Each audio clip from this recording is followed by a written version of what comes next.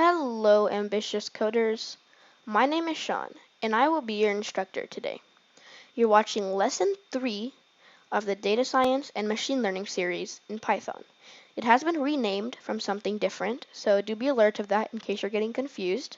And because this is the third lesson, be sure you have watched the previous 2 lessons to get an idea and also get the programs that we need to do what we're going to do today.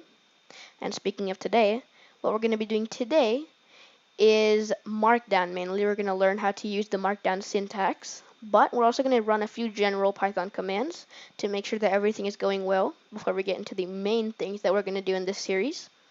So be sure that you have watched both of the previous lessons and did everything I asked to, so that you have all the programs and softwares and knowledge that we need to do what we're going to do today. So now that we've done that, let's go ahead and talk about the requirements for compatibility. The first requirement is, again, that you have a basic knowledge of Python, which you can get from my Python for Beginners series, linked in the description below, in case you do not have a good idea on how to use Python. The second compatibility requirement is a computer. That computer almost certainly must run a Windows, Mac, or Linux. If it does not run Windows, Mac, or Linux, the chances that things will work out for you are kind of slim, but I am hoping you have one of those machines and you have downloaded/installed everything you need to. But if you have everything working for you, let's go ahead and begin. The first thing we need to do is open our Jupyter Notebook. So go ahead and go to your taskbar or wherever you have installed Jupyter Notebook and find it. And for me, it's here, so I'm going to go ahead and click on that. And then because Jupyter Notebook has to run its kernel before it can open anything, it may take some time. But for me, because I have a relatively fast processor, it doesn't take too much time. As you can see, it was just seconds before Jupyter Notebook opened.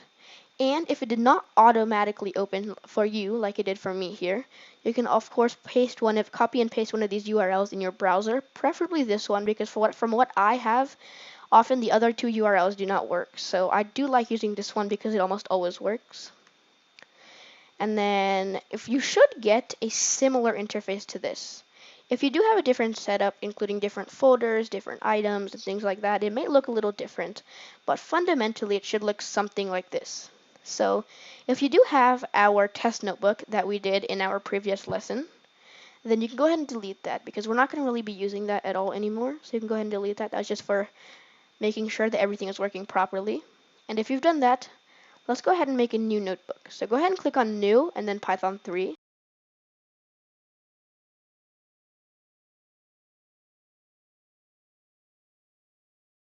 So let's go ahead and rename this notebook first of all. Just call this Markdown Basics. Okay? And then just click Rename.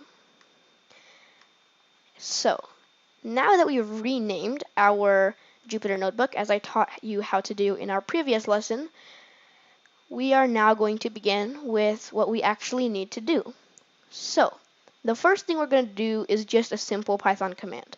You don't need to change anything here. Just go ahead and type a equals 100. And then you can click Run here, or as I taught you in the previous lesson, Shift-Enter as a shortcut. And then just do a. So as you can see, I've gotten 100, meaning that everything should be working properly. And a short lesson here, very short, only a few seconds long. If we do print a like this, we're going to get 100. But if we put them in quotes, we're just going to get a. So make sure you are watching where you use those quotes. Let's just do one more. Just do C equals 10. Run that, and then C. Perfect, we got 10. Now we're going to begin with Markdown. So let me give you a more detailed introduction to Markdown than I just gave you. Markdown is a lightweight and often popular markup language, which is a writing standard for data scientists and analysts. It is often converted into the corresponding HTML, which by the Markdown processor allows it to be easily shared between different devices and people. The markup language is very similar to the hypertext markup language, HTML, made of different markup tags and it consists of the opening tag and closing tag.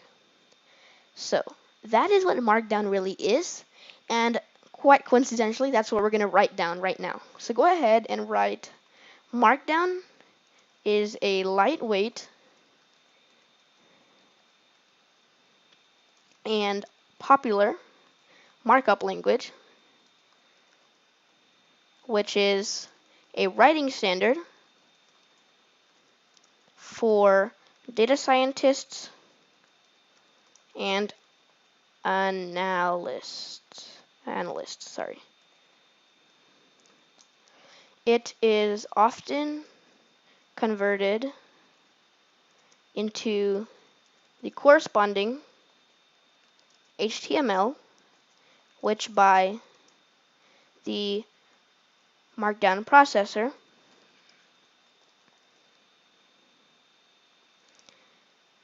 allows it to be easily shared between different devices and people. Markup language, or rather the markup language,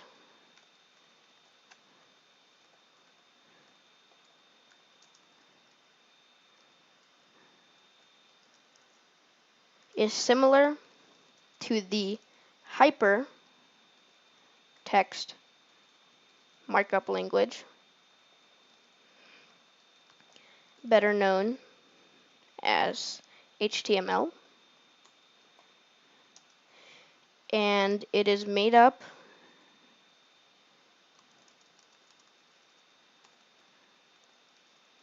of markup tags, and it consists of the opening tag and closing tag. So you might think, wonderful, let's go ahead and do Shift Enter. Well, quite frankly, you're going to get invalid syntax.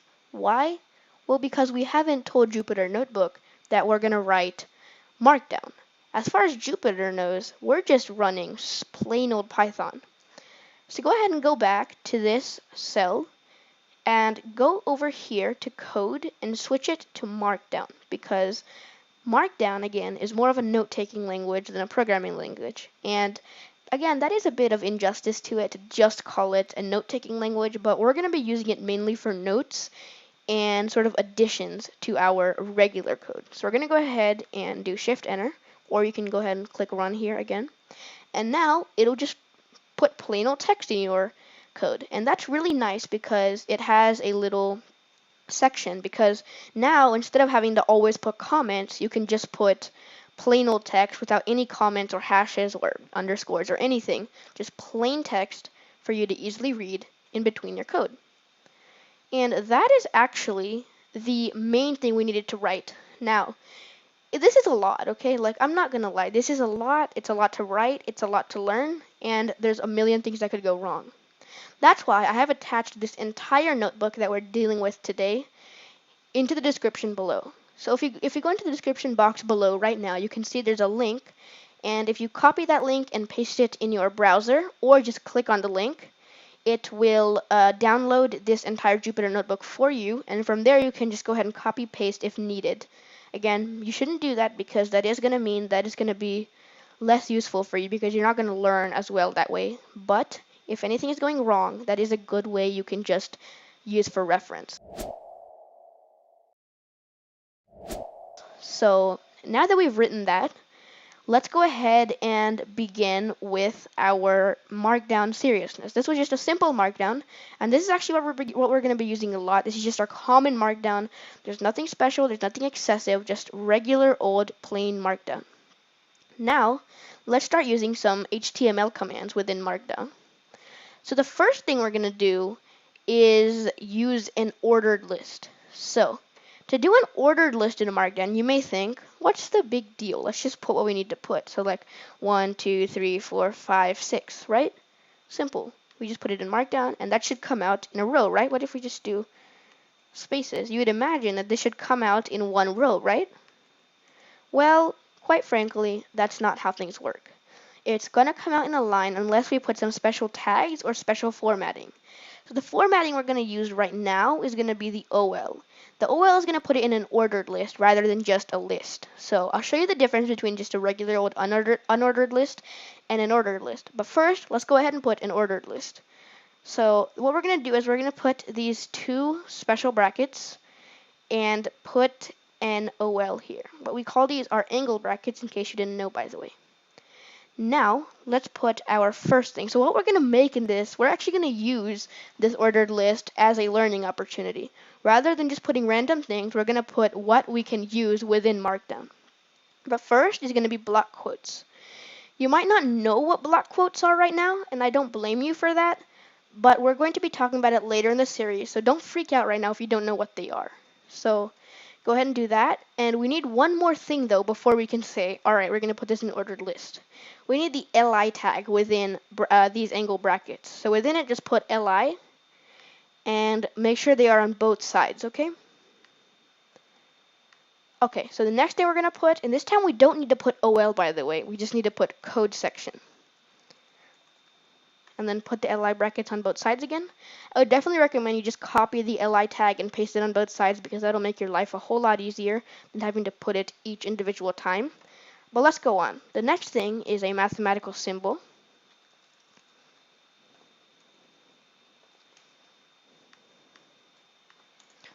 After that, we're going to put a line break.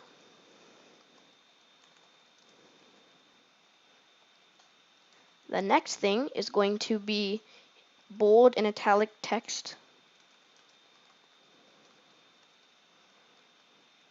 The next thing is going to be horizontal lines.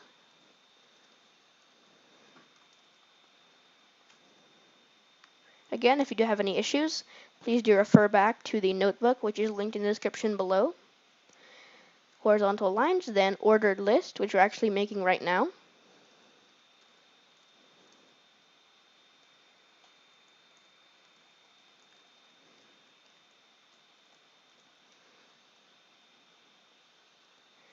Unordered lists. Followed by internal and external links. Again, you may not understand some of these words and terms. Do not worry. We're going to be talking about them later in this series, and some of them today, actually. After internal and external links, we have a table, simply tables. And the last thing, images. Okay. So we do need to end this though. So what this signifies is that we're putting a list. What this signifies is that we're wanting it in an ordered list. But we can't just put ordered list once. We have to tell Markdown, hey Markdown, I want to end here. So for that, we need to put OL here. Now, if we try to run this right now, we're going to get this. I mean, you could say, hey, it sort of worked, but it's not very convenient to have a space, and not just a space, but a number between each one, meaning that instead of having the 11 that we should, we're having 22, even though they're all just spaces which are taking up space, naturally. So the reason for that is because we don't have closing tags right now. We need to put a slash, and in fact a forward slash rather than a backward slash, in order to have this have closings. Otherwise, it'll just go on and on and on, and that's why we have double the amount we should. And we not only need to close the OL, we also need to close all these lists. So just quickly go ahead and put a slash on each ending one. The forward ones, again, do not need the slash because this forward slash signifies a closing happening, and we don't want the front to have a closing. So we're just going to do that, and now if we run it, would you look at that? We have a neat, ordered, numbered list. And we can also see here all the things we have in Markdown. So awesome. That is our ordered list. But Shawn, didn't you just mention something about unordered lists? Well, you're right. I did. Let's talk about that. It's actually very similar. The procedure is almost certainly the same, but all we need to do is replace this O with a U, and then this O with a U as well. And watch the magic. Now we have bulleted points. Is it still in the list? Yes. Is it still in the order that we put it? Yes. But are they numbered now? No. Instead, we just replaced all the numbers with bullet points. And this can be useful because you might not always want everything to be numbered. You might just want standard bullet points. And this is really helpful in that situation. So, these different types of lists, which mainly are the ordered list and unordered list, make a big difference because when you are programming, occasionally it can get very confusing if things are put in a numbered list, because in a numbered list you may think, oh, I need to do this first, then this, rather than I can just do this whenever I want. And that can make things not only more time consuming, but also plain wrong. And so be very careful when you're choosing what type of list you want. So again, if you had any issues here, please do go look in the notebook that is linked in the description below and see if you did anything wrong. And rather than just copying and pasting, see what I did differently than you did and see what you did wrong there. Is it just a typo or did you type something wrong intentionally? So now let's go into headings. So headings are a bit different. Headings are basically just still, of course, they're still Markdown, but they're sometimes counted different than Markdown. They're still a part of the Markdown language, yes, but Jupyter Notebook actually classes them different than Markdown. So you can click here and then click heading. Jupyter Notebook will by default always give you this message, which can get irritating occasionally, but it's not too big of a deal. Just go ahead and click OK. And if we type something here, let's just put heading 1. Now look, we have a bolded and larger size text here in our Markdown. And that is very useful, particularly when you're writing something only or specially in Markdown. So definitely be sure that you are using the heading you want. So let's move into another way you can do the heading. There's, of course, this little hash, which you can always put even if it's not in heading. Even if we were here in code, if we put a hash, a space, and then something like heading 1, it actually would not work. But if we were in Markdown, let's say, then we're just typing, right? Oh, I decided that I want to make this a heading. Okay, no problem. Let's put a hash, a space, and boom, we now have a heading. So, there's another way, though, that we can put a heading in the Markdown language. So if you put these angle brackets and inside it H1 and then heading 1, just for example here, followed by angle brackets again, and then a closing slash, and then H1, that still will give you a heading because that is the more of an HTML style way to get the heading, but it gives you the exact same result. So there is still more we have to talk about though with headings. You do not necessarily have to have it of this size. What if I wanted to put a subheading or just a heading that's a little bit smaller? Well, it's quite simple here too. All you've got to do is change this to H2. And boom, I have a bit of a smaller heading. So let's go ahead and make in a line H1 and H2. So we have H1 here. We're going to put H2 and then heading 2. And we're going to make sure we have this in Markdown. Boom, heading 2. If we do H3 and then heading 3, followed by angle brackets, inside it a / and then H3. We run this, and oh, I did forget to put in Markdown. Again, very tricky if you do forget to put in Markdown. Don't be surprised if that happens, and that was actually a mistake on my side. I apologize. If we put angle brackets again and put H4, heading 4, and then a / H4. Again, make sure you have changed it to Markdown. And then H5, and I think you can see where this is going now. Heading 5, angle brackets / H5. Oh goodness, you keep forgetting to put in Markdown. You will get used to it though, as time passes. I will too eventually. H6, heading 6, / H6. Back to Markdown. Boom. Now you might think, alright, no problem, let's do H7 now. Well, let's do that. H7, heading 7, and then / H7. Markdown, Now, look what just happened. Markdown is not the kind of language that likes giving errors. In fact, you'll hardly ever see an error in Markdown, if ever. And what it really just did here is because there's no such thing as heading 7, it just counted that as plain old text because there are only 6 levels of heading within Markdown. So definitely make sure that you do know that there are only 6 levels. There is no 7th or 8th or 9th or 10th level. So let's cut this, but there is another way again. Like we said, we could put our Markdown here and then a hash, a space, and then heading 1, right? Well, yeah, we can actually do that all the way to level 6. We can put 2 hashes, heading 2, right? I think you can see where this is going again. 3 hashes, heading 3. And then 4 hashes, heading 4. And there is no difference here. If you do look, no matter if you do the HTML style or the standard markup, either way, you're going to get the exact same output. There's going to be no difference other than the way you wrote it, the actual syntax. And 6, heading 6. All right, so perfect. As you can see, again, they are completely identical. Either way is going to give you the exact same output. However, I do personally like using the hashes because they make things a lot less complicated. It is a matter of opinion, but oftentimes the hashes, and as you could see here, will make you do less issues because first of all, you know when something is wrong quicker than before you get an error.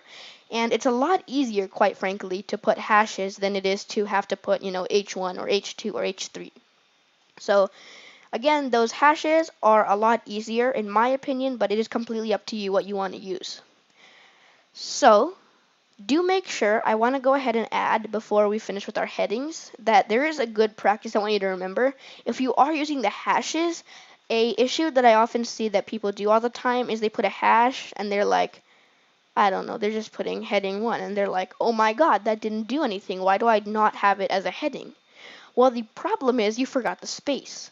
You always have to put a space before you put anything. So we have to put a space here for it to actually count as a heading.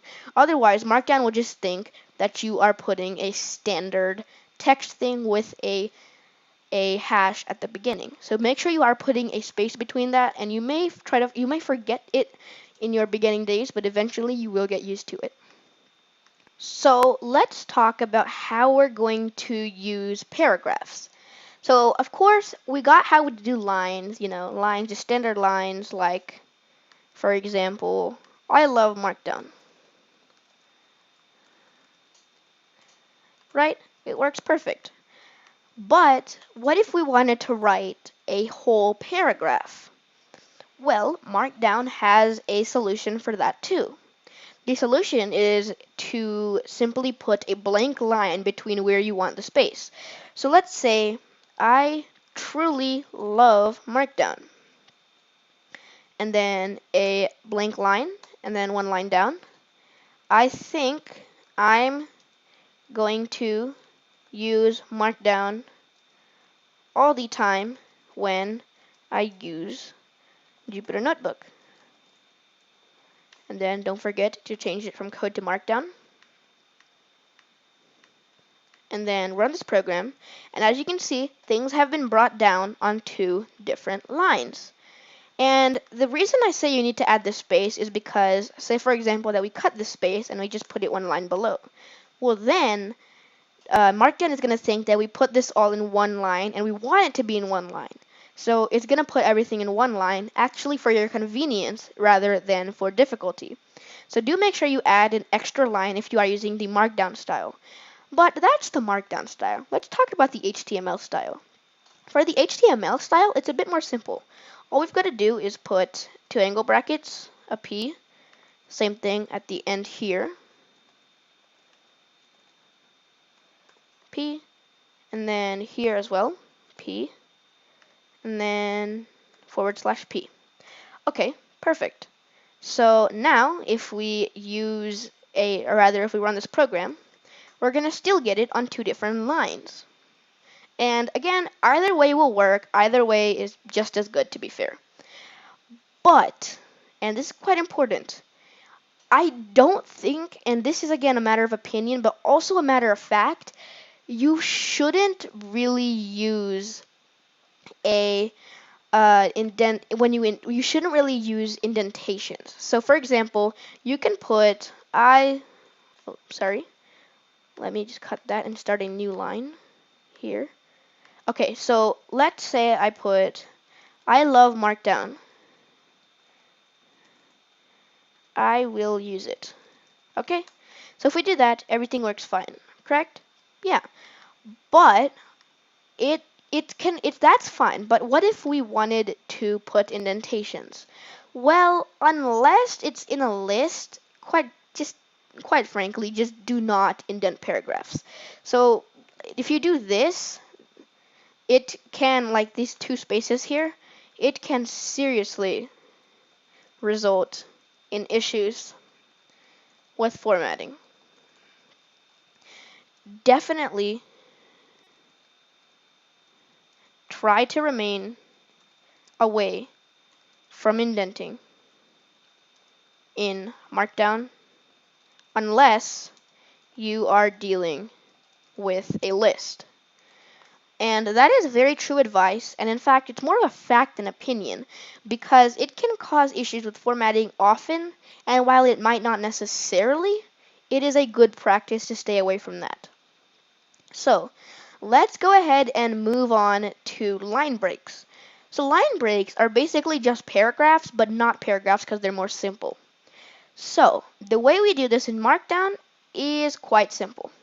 So, we do, say, let's just say first line, and I actually already showed you, but we can do two, sorry, did I? I don't know if I showed you. If I did show you, well, I just spoiled it, but you can put 2 or more spaces. I can put, this many spaces, same thing, and then put second line, and if I, oh, sorry, and I forget to put it in Markdown again. If I run this, I get everything neat and clean in 2 different lines, and that is the simple way, and it truly is much more simple than our other way, which is the HTML way. And for this, we put P inside angle brackets, first line, and then BR here, which means break, and then we can put second line, followed by / P. And everything still does come out in 2 different lines. So now let me talk about these 2 spaces that we just used in the Markdown method. So while you can use these 2 spaces in order to get things in 2 lines, well, it's kind of controversial in the developer world, because it's hard to see that trailing white space, as we call it, in an editor, and many people accidentally or even intentionally put 2 spaces after a sentence. And for this reason, and this reason mainly, you might want to use something different than just these 2 spaces, 2 or more spaces. So that is why I much more prefer a different method that we can still use in Markdown. So you can still use the BR HTML tag, which is actually going to be my recommendation.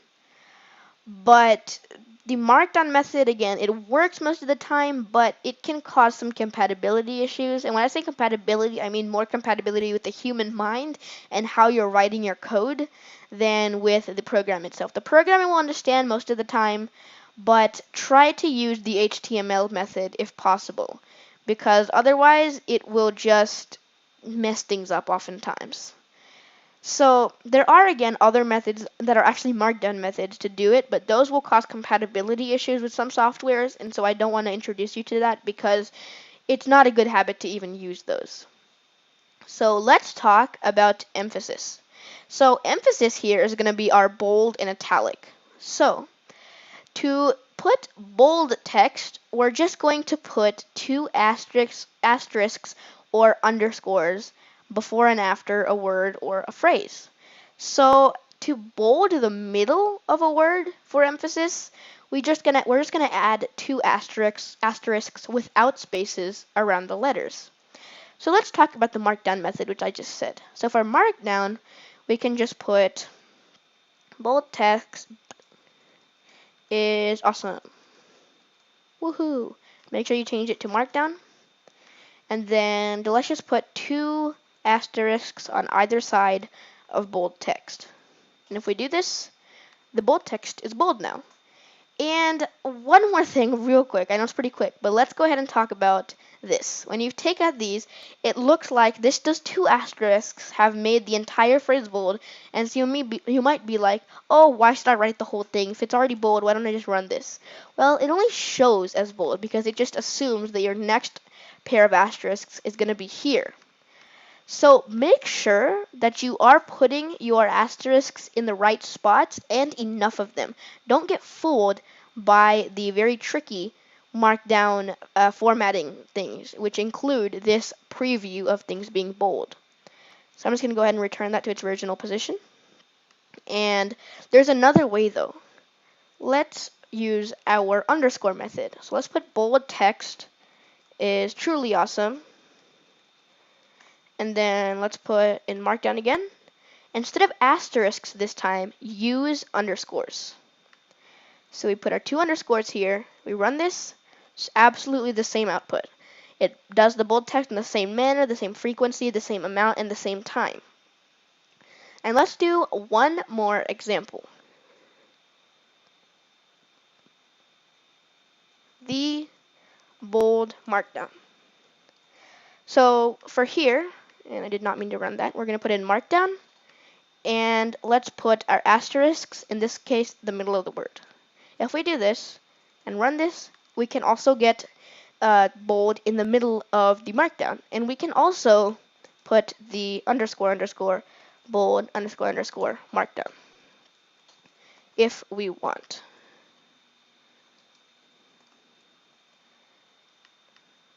Markdown, run. There we go. Same result. So that's the Markdown style on how to use these bold icons and rather what we'd call syntax.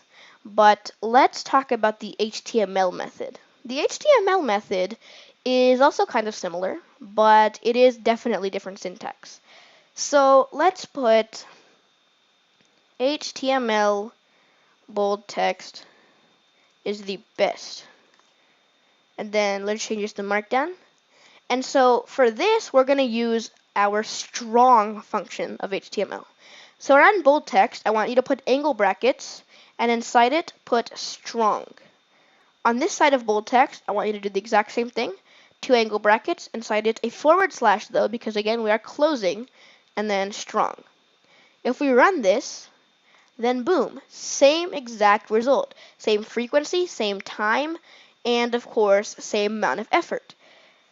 Not necessarily for you, but at least for the computer. So it is very good to use the HTML as well because it gives you the exact same output, and it is going to get you much more ready for HTML usage as well. So I actually do like using the HTML tags a lot, particularly inside the Markdown language.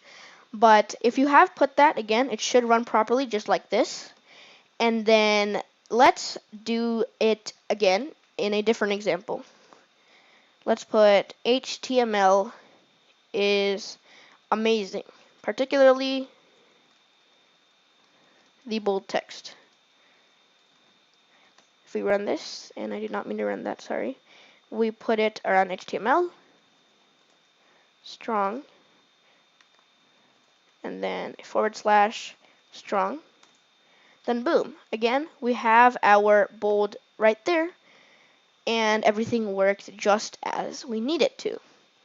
And that is the main way we use it in HTML and Markdown. Here, I'm not going to actually favor either side over another. They're both equally as good, but there is one thing I want you to note. Some Markdown applications do not agree necessarily on how to handle underscores in the middle of a word. So if you do want to use the Markdown method instead, which I wouldn't be surprised because it is the easier method, try not to use the underscore as much as you use the asterisks. Because not all, like Jupyter Notebook probably won't have much compatibility issues with the underscore, but it is a much better habit to use the asterisks instead of the underscores, because the underscores can often create compatibility issues. But that is really how we use bold. It's nothing too complicated. let's talk about italic. So to italicize text, we add one asterisk or underscore before and after a word or phrase. So to italicize the middle of a word, for example, we just put one asterisk without spaces around the letters. So let's go ahead and get started. So let's put italicized text is awesome. Pretty much the same thing we did with bold text. We put it in Markdown, but instead of putting two asterisks, we put merely one. So we just put one here and one here. And if we run this, boom, our italicized text is, italicized text is right there exactly as we wanted it to be. We can also do just the middle of a word, for example, if we put italicized text is truly awesome. We can put this to Markdown, and then around truly, we can put our angle brackets, or sorry, not our angle brackets, we are doing the Markdown method, I apologize. We can put an asterisk and an asterisk.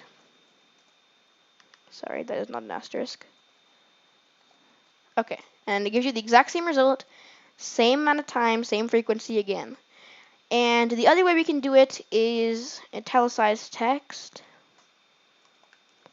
I'm just going to put italicized text, nothing different.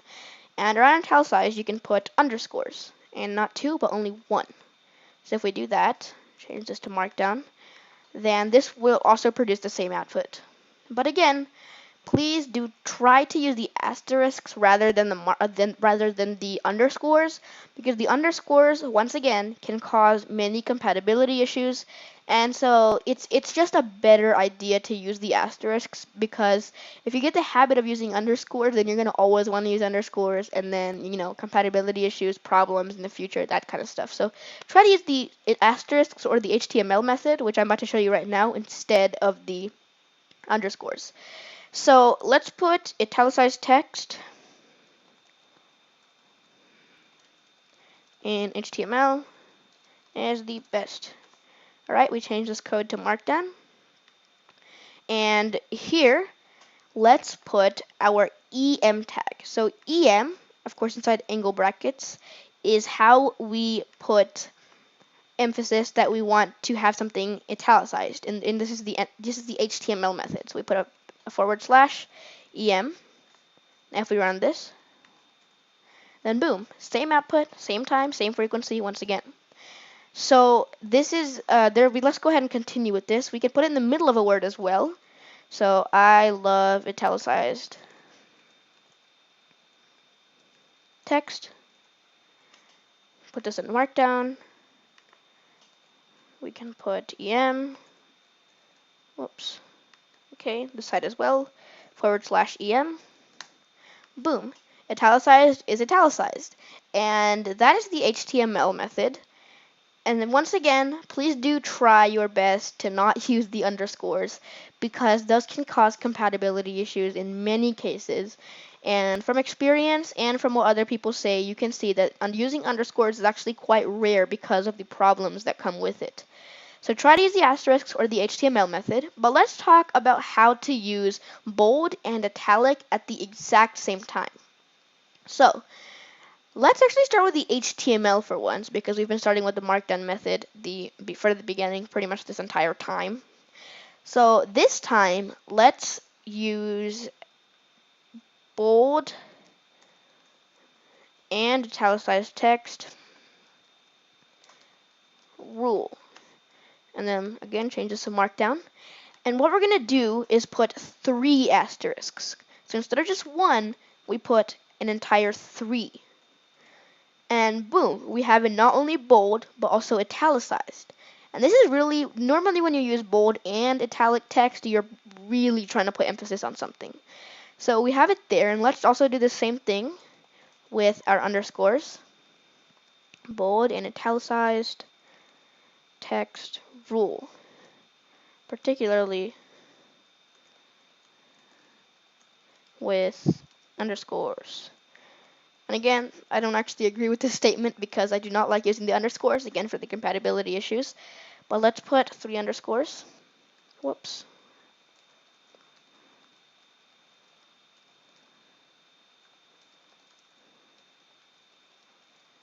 put three of our underscores. We run that, and again, same exact output. But again, try to use the asterisks. So let's also talk about our HTML method. Our HTML method is quite similar. We just put, let's just say bold and italic in HTML. Don't forget to change your code to Markdown. And then we put our strong tag first, strong, and then EM. So it's really the same thing. Now we're just stacking our tags. So here, let's put the EM first, and then strong. And again, because we are closing here, don't forget to put your /. And if we do this, we still get our bold and italic text at the same time. And this is our HTML method. And the same goes for any other way you want to do it, as long as you are following these basic procedures. And so that is the main thing we have with our bold and italics. But remember, not all Markdown applications agree on how to treat underscores in the middle or even on the sides of words. So try to use the asterisks or the HTML method if at all possible, because the underscores can often cause issues. And I know I'm really stressing that, but I am stressing that because it's incredibly important. But let's talk about what we just did. So in the beginning, we just did our basic Python programs, and it was just assigning a variable a number and then printing that variable. And we did that with two different variables and two different examples. Then we started with our Markdown, and we talked about what Markdown was. We even wrote that down. And then we created an ordered list and an unordered list. And in fact, just for you guys' sake, I'm going to go ahead and copy this, put one here, and change this to ordered list. That way when you guys open this notebook in the description below, you don't have any issues with having both of these here at your convenience. So now what we have is both an ordered and unordered list here. And so you can see the difference very clearly. There's bulleted points here. There's not here and here. It's numbered. Then we went over how we could do our headings in both Markdown and in HTML. So in Markdown, it was, of course, our hash. And in HTML, it was our H1, H2, H3, H4, H1, H1, H2, H3, H4, and H5 and H6 tags. And here there was just 1, 2, 3, 4, 5, or 6 asterisks. And again, I did remind you, make sure you do not forget that space between the hash or the hashes and your actual text. Otherwise, Markdown will just treat it as if you were just trying to add a hash to some certain text. Then make sure that you're not putting any spaces, or rather indents, in paragraphs, because those indents can cause issues, and try not to do it unless you're using it with a list. And then we learned how to put line breaks, and then we started with our bold text. There's just so much with bold and italic text. We first learned how to do it in HTML, then in Markdown, then we went to italicized text, we did italicized text regular, then we did it with our HTML, then we did both with both HTML and with our regular Markdown format. And so we did so much today. What we did was we started with our regular Python, then we headed to headings, paragraphs, line breaks, our emphasis, including bold, italic, and then bold and italic. And so this is an incredibly important part of our Markdown. And these are the major fundamentals here that we needed to learn. And so what we have here is basically our half of our fundamentals. You have almost everything down, but quite frankly, we do not have everything down. So in our next Markdown lesson, which will actually be lesson 4, which is the next lesson in this series, we're going to finish off Markdown so we have almost all that knowledge that we need to be a master at Markdown. And then we're going to continue with learning pandas, numpy, and matplotlib, as well as more in Python. So awesome job making it here. And before you leave, please don't leave yet. I have one more thing to say. Practice is what takes you from being a noob, or rather a novice, to an amazing person / a professional.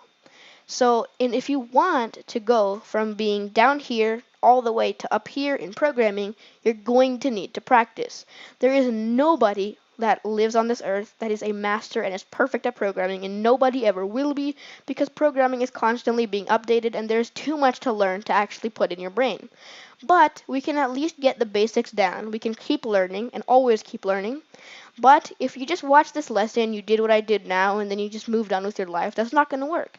You have to practice, and you don't have to practice for 10 hours a day. You can only practice for, let's just say, 1 hour a day. That's not a good amount. I would say a healthy amount would be around 2 hours a day, but if you can at least put in 1 hour a day, at least, then you can at least get a basic fundamental idea on how to use this, because go ahead and experiment around with this. You can use different text, you can try with different paragraphs, different line breaks, and see if anything goes wrong. If it goes wrong, then comment down below so I can help you and so you can get a good idea, because again, the whole point of me making these videos is for you to learn and for you to get better at programming and just doing all of these things in general, particularly in this lesson with Markdown, because Markdown is just so important in Python. So please do try to practice as much as you can. And go ahead and move on to lesson 4 so we can finish off Markdown once and for all, and we can continue learning, because again, we can never learn all of Markdown, but we will always keep learning, even throughout this series as well as after this series, if not another series. So go ahead and check out some of the other videos on my channel where I talk about other things that you should definitely learn about, like operating systems, some of the different browsers, especially my Python for Beginner series for the people who need a better idea on how to use Python. If you struggled today with Python at all, we didn't even use that much Python here, but if you struggled at all here, please do go to my videos on Python. Do remember though that everything is available in the Jupyter notebook that I made today and we made today is completely available to you in the description below. The entire thing, everything you see here, I just downloaded it and I put it in a link which you can click on in the link description below. If you click on that, it'll download the notebook for you so you can see what we did, and if you can see what you did wrong if you did anything wrong, and that will definitely help you out a lot. So I do hope you enjoyed this lesson today, and I do hope you learned something, and please do continue on to the next lesson in this series, or of course any other video. And until then, which I hope is in just a few minutes, see you later.